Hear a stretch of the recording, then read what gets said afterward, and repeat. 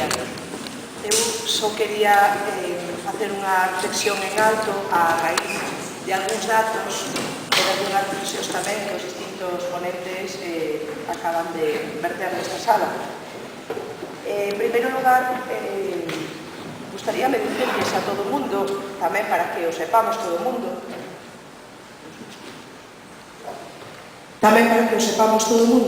que cando falamos e cando lle damos consellos aos gandeiros e gandeiras, aos labregos e labregas en xeral deste país, de como teñen que producir,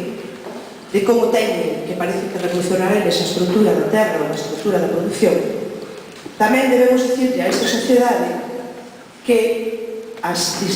distribución en xeral está marcando, por exemplo,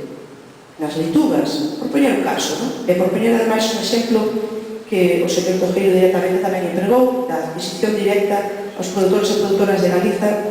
da súa produción. Bueno, pois, as leitugas, por exemplo, no mes de xullo, en xeral, a distribución,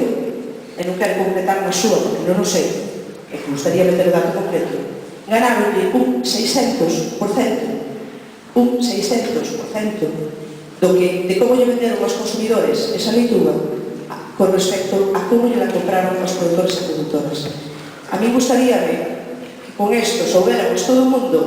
que seguramente, ademais de dar consellos, hai que tamén aplicar cuestións como as que tamén outros compañeros acaban de denunciar aquí nesta sala, que non signifiquen explotación sempre dos mesmos.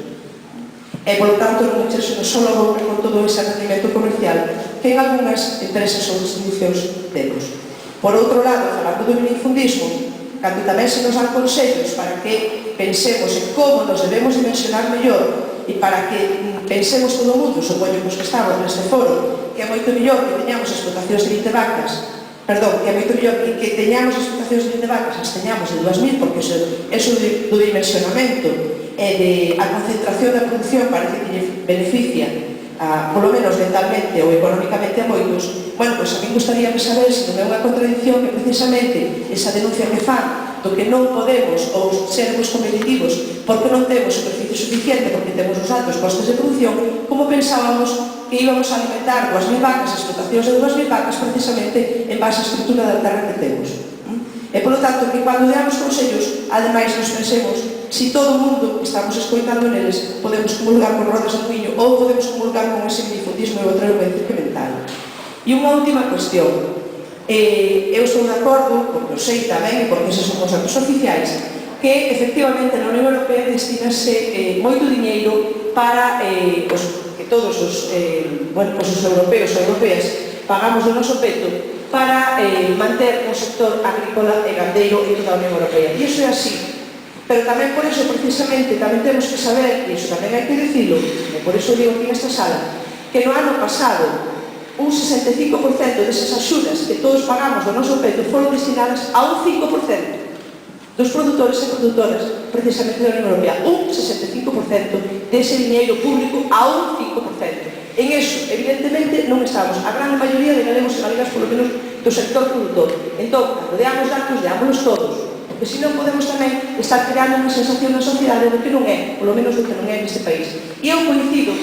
e tamén por eso precisamente, polo que tomo a palabra, que por eso algúns e algunhas seguimos defendendo e defenderemos toda a vida que non queremos vivir en base precisamente ás axudas públicas, que o que queremos vivir é en base precisamente aos precios que temos dereito a cobrar polo noso traballo, polo noso produto e tamén para pagarle a toda a demais xente que vive do noso traballo tamén, que son todo ese tecido social e económico que en Galiza se desenvolve da produción de leite. Nada máis, era isto que quería dicir, e a mí, sinceramente, gustaría que cando se fixeran este tipo de análisis en foros como este, que agradezo tamén a que non organiza, pero que se fixeran análisis tendo en conta tamén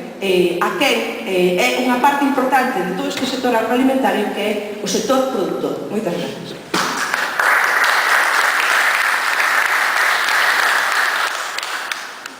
Ben, estamos un pouco fora de tempo, sobre todo como estamos en exposicións bastante largas.